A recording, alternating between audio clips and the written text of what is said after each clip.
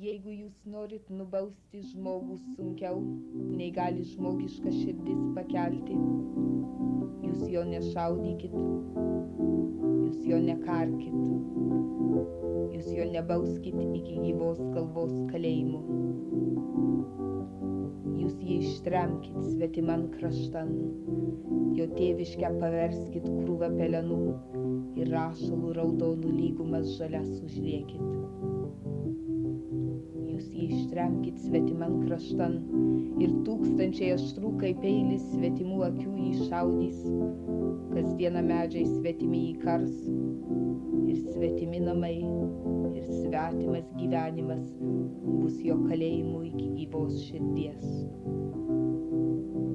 Jeigu jūs norite nubausti žmogų, jūs jį ištremkit svetiman kraštan ir leiskit kasdien jam slankiot svetimų namų šešėlį, kol jo širdis išdžius, kol paskutinis kraujas gyslose išdžius, kol iš žmogaus paliks tik buvusio žmogaus šešėlis.